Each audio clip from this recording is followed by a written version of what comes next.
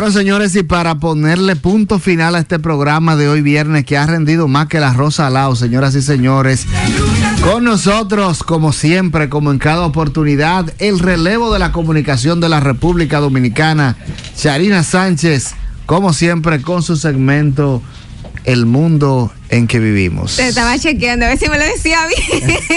Después de tantas semanas y todavía la brega. Yo le voy a cambiar el nombre ya.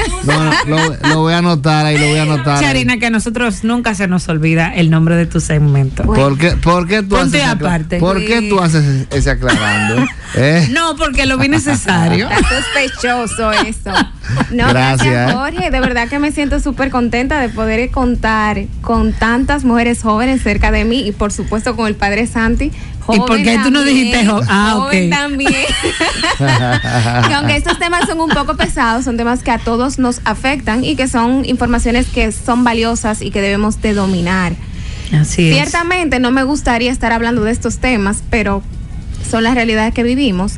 Y en seguimiento a los acontecimientos que hemos estado viviendo con relación al conflicto entre Estados Unidos, Irán e Israel, me gustaría darle unas cuantas actualizaciones de los últimos eventos y analizar un poquito brevemente sobre cuáles serían los posibles escenarios geopolíticos de continuar la situación como está. Una de las cosas que me gustó mucho cuando estaba hablando Nicole es que se aterrizó un poco la realidad económica, que es la principal preocupación porque es la que nos afecta a todos el bolsillo y por consecuente tenemos que tomar acciones antes de. En República Dominicana los efectos mundiales normalmente cuando inician en Medio Oriente, Asia, que lo hemos visto y vivido, nosotros no lo sentimos en el momento. Por la distancia y también por las mismas medidas que han tomado los diferentes gobiernos. Pero sí hay una realidad y es que se va a sentir. Y se va a sentir no necesariamente, y esto es importante aclararlo, no necesariamente porque se mantenga la guerra, sino porque ha durado mucho para que se acabe. Entonces, mientras más tarda un conflicto en solucionarse, más difícil es la recuperación. Últimamente hemos podido ver cómo el cese al fuego ha tardado para poder consolidarse. Recientemente, el día miércoles, se tomó la decisión de hacer una pausa por 2 semanas. Sin embargo, ha tenido un giro brusco porque pasamos de estamos en conversaciones, que fue el lunes, domingo, lunes, al martes, el presidente de Estados Unidos comentar por una red social de que una nación va a desaparecer, de que básicamente una amenaza. Sí, no fundamentada necesariamente, sino un amague para ver si la otra nación se retira. Pero el caso es, y es importante saberlo, que Estados Unidos no va a poder continuar una guerra, no necesariamente porque no tenga las condiciones, sino porque los recursos se los van a limitar internamente. Cada vez que esa nación tiene que atacar, tiene que tener una aprobación de su Congreso. Y llega un punto en que el Congreso vela por la cantidad de, fondos que desembolsa, porque también a ellos internamente les va a afectar. Esos recursos son tomados de otras áreas para poder mantener. Lo que se apostaba, y era la estrategia principal de Trump, que no ha salido así, era que la guerra durara 2 semanas. Ya el conflicto tiene 1 mes y algo más. Entonces, al él tratar de aumentar la presión para que ese país tomara otra decisión, al final pasó un poquito como hablábamos esta mañana, tuvo que hacerse el loco. Hablábamos ahorita, tuvo que hacerse el loco, tuvo que echar para atrás. Porque Irán... porque él se pronunció de una manera fuerte. Muy categórica. Claro que sí. Una pregunta, Charina. ¿El Congreso actualmente en Estados Unidos tiene mayoría demócrata? Mira, hay elecciones de medio término.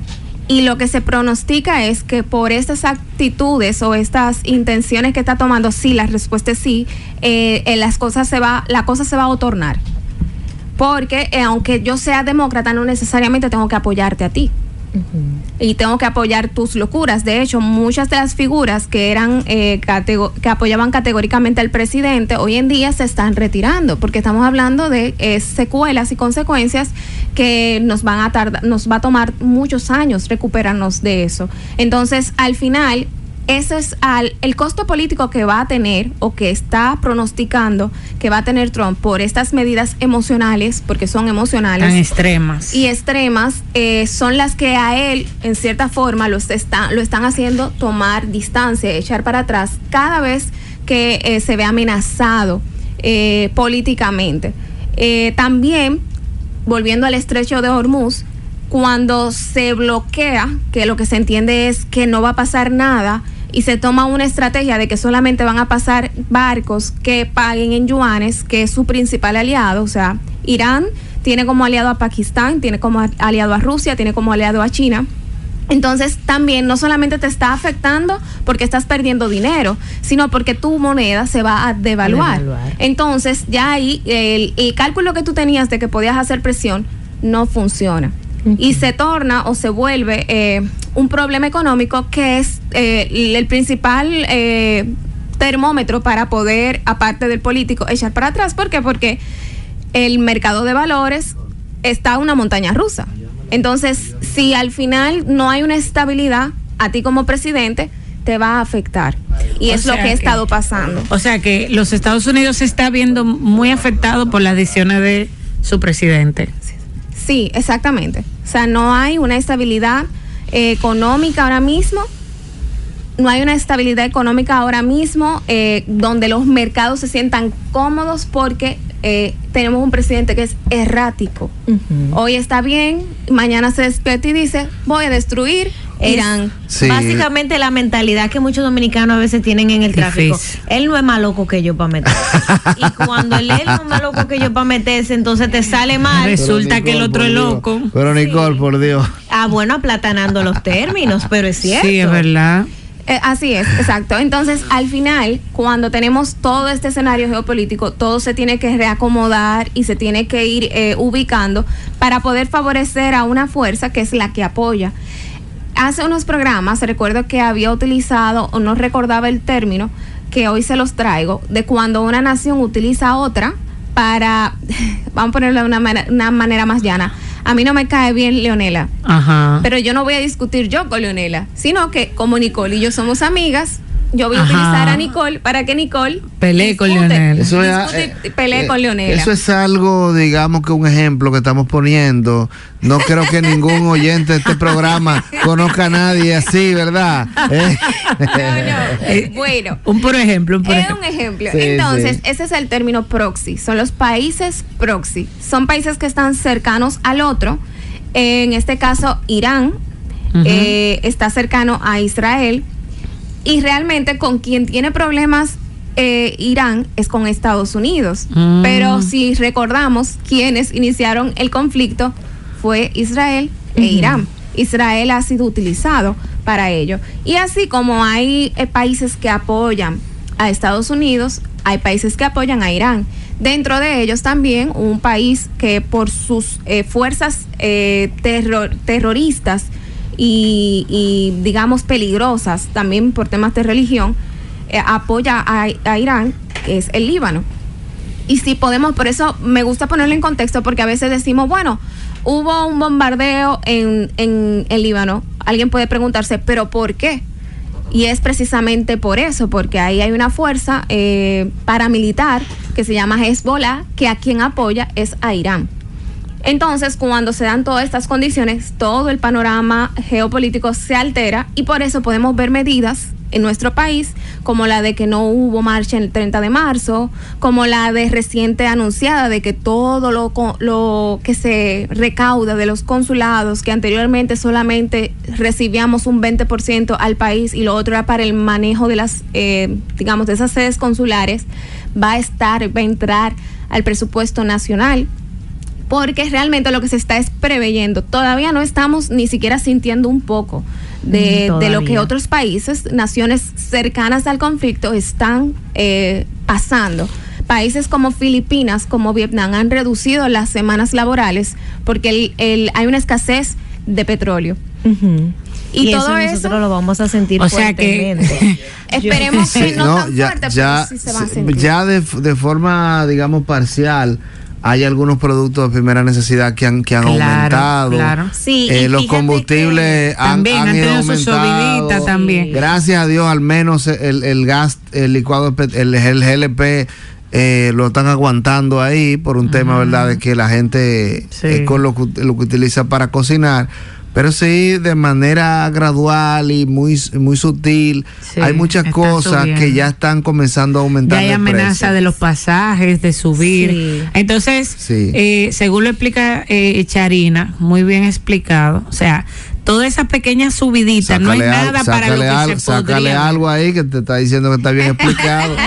No, esa muchacha hay que dársela. Entonces, o sea que para terminar esa parte, eso es como quien dice, calentando el brazo para lo que vendría si esa guerra continúa. Sí, porque ahora lo que hay es un cese al fuego. Quiere decir que el estrecho de Hormuz va a estar abierto, que los barcos van a poder cruzar, pero aquí podemos proyectar diferentes escenarios. Es posible de que se pueda llevar a cabo el cese sin ningún tipo de interrupción, pero puede ser que no. Puede ser que los piratas de Yemen, que están en un estrecho cercano, ataquen, porque son fuerzas incontrolables y lo hacen de manera propia. Entonces, como se puede cumplir y no habrá ningún inconveniente, pueda que no. Entonces, eso es lo que preocupa, que no hay una seguridad, porque garantía. No hay garantías. En las guerras no hay garantías. Nosotros podemos eso es un juego sucio, como podemos dar por sentado ciertas cosas. Aparte de que es juego sucio, pero es también muy incierto, porque hay muchos factores que están en el juego, no solamente la decisión de las dos autoridades de las partes involucradas. Exactamente, están todas las otras personas, los aliados, y están los no alineados, que en este caso son los países que no muestran abiertamente una postura, pero que en cualquier momento se pueden vender al mejor postor. Se pueden abanderar. Entonces, como no podemos calcular todos esos escenarios, apostamos que se dé el mejor, que es que el cese al fuego se mantenga sin ninguna interrupción y que lamentablemente no, que no sigan muriendo más personas para no seguir lamentándolo, porque en medio de todo esto, al final los grandes perdedores no son los presidentes, no son los que toman las decisiones, sino que son los ciudadanos que están en su casa y lamentablemente sufren de estas consecuencias. Entonces, lamentablemente. Ante todo esto, ¿qué nosotros podemos hacer? Señores, ahorrar es lo primero, tomar decisiones conscientes, como decía Nicola ahorita, en materia financiera. No es tiempo de desperdiciar, no es tiempo de comprar, si no es para hacer una buena inversión. Y sobre todo, y más importante, orar por la paz. Es lo que nos queda. Estaba viendo que recientemente nuestro arzobispado sacó un comunicado, porque ante todo esto, el Papa León XIV se ha pronunciado siempre a favor de la paz, para hacer una vigilia por la paz. Va a ser mañana en las diferentes iglesias a las 6 de la tarde. Así es. Entonces, es nuestro deber poder colaborar con esto para que efectivamente dentro de los próximos días o meses nosotros podamos contar con ese importante componente a nivel mundial, porque realmente es lamentable las pérdidas humanas, las pérdidas financieras y las crisis que se pueden avecinar cuando estos conflictos tardan más de lo que se pronostica. Así es. Tú sabes que yo recientemente estaba escuchando una explicación que daba una persona en un video que veía en YouTube, en donde hablaba de que precisamente no se han sentido aún tan fuertemente los estragos del conflicto en el Medio Oriente en cuanto al petróleo y económicamente hablando, básicamente por el hecho de la distancia, como tú decías. O sea, y para que ustedes dimensionen, un barco cargado de petróleo se mueve a una velocidad tan lenta como una bicicleta. Y para lo que no dimensionan en la geografía, o sea, no solo es otro continente, sino, o sea, es otro hemisferio. Y se puede tomar meses un barco de esos petroleros a llegar aquí al Caribe. Sí. Entonces, no vamos a sentir los efectos de esos barcos que dejaron de salir desde hace un mes, sino hasta meses después. Por eso es que es importante de que nos preparemos desde ahora en cuanto a las finanzas, porque probablemente no lo vamos a sentir hoy, mañana o quizá ni siquiera la próxima semana, pero dentro de varios meses sí lo vamos a sentir fuertemente, y desde ya la mayoría de las entidades financieras están siendo advertidas y se les va a requerir ajustar las medidas financieras que repercuten directamente. No lo repita. Y aparte de la gasolina. Que hay doliente. Aparte de la gasolina, por ejemplo, Jorge comentaba que él ha sentido cambios en productos de primera necesidad. Señor, el botellón de agua subió 10 pesos ya, señores, por ejemplo, sí. Y eso es debido a que, aparte de petróleo, por el estrecho de Hormuz, pasan los fertilizantes, pero también el petróleo es una fuente. Es que el combustible lo mueve todo, al final de cuentas. Así es. En un país donde nosotros todavía, en materia energética, tenemos mucho que procesar y muchas oportunidades para poder desarrollar, que tengamos también temas porque adicionales es realmente otro inconveniente mayor que se puede reflejar hasta en apagones. Apagones, exactamente. Además. Señores, este no es el tiempo de usted coger un préstamo nuevo, ni de refinanciar nada. Ni de viajar. Ahí tiene las dos voces, la de finanzas y la de el mundo en que vivimos. Atención, no es momento de viajar, porque como habíamos explicado, es importante hacer énfasis en esto. En cualquier momento puede caer un kabum en Estados Unidos en un país aliado. Y por temas de seguridad, recuerden el mismo tema de las Torres Gemelas, donde se ataca son las fronteras, los aeropuertos son fronteras. Entonces puede ser que incluso usted no vaya para ninguno de esos países, pero vaya para uno y esté en un aeropuerto y puede que sufra las consecuencias. Entonces no es momento, y las amenazas de Irán no se han concretado. Todavía Irán no ha dado un golpe fuerte, que también hay que calcularlo. Señora, le mataron a su ayatolá principal. Entonces, el no actuar en el momento también es una estrategia. Y todo eso hay que calcularlo. Todavía. Claro. Es peor. Porque se está esperando cuándo vayan a reaccionar. Y no se sabe dónde. Entonces, ni dónde ni cuándo. Mientras, es como dice, Señor, líbrame del agua mansa. Sí. Que del agua brava me libro yo. Sí. A mí, particularmente, viendo el análisis, yo me cuidaría mucho y más de cómo son en el Medio Oriente. O sea, es como actúan. Entonces, esa sería mi recomendación ahora mismo. No es tiempo ni de gastar, y si no es necesario, de viajar.